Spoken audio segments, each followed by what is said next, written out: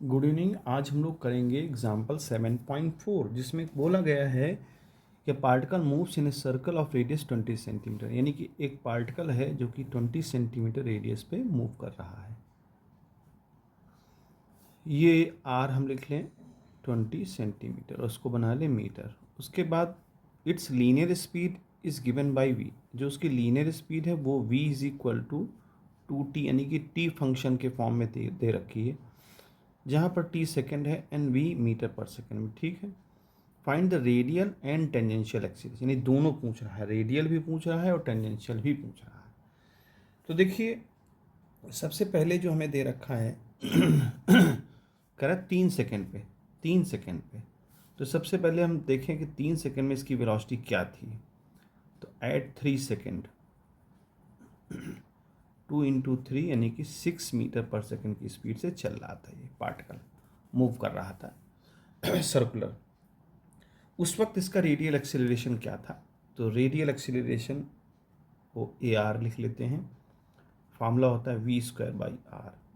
We हमारा 6 का square है तो 6 इंटू 6, और आर दे रखा है 20 इंटू 10⁻²।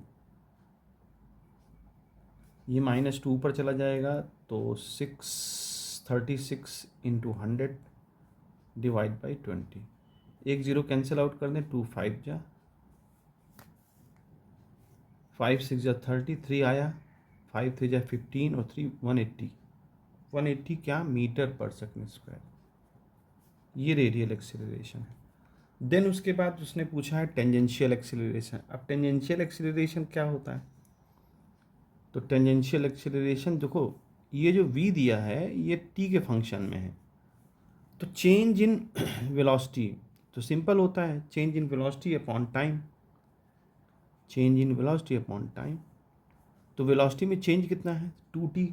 अब इसको क्या करेंगे, हम डिफ्रेंशिएट कर देंगे, यानी इसको एक प्रकार से dv/dt लिख सकते हैं, change in velocity with respect to time. तो dv/dt भी लिखा जा सकता है, चेंज इन वेलोसिटी विद, क्योंकि चेंज जो है बहुत छोटा है इसलिए हम इसको dv/dt भी लिख सकते हैं। अब dv/dt का मतलब 2t का हमें डिफ्रेंशिएशन करना है t के रिस्पेक्ट में।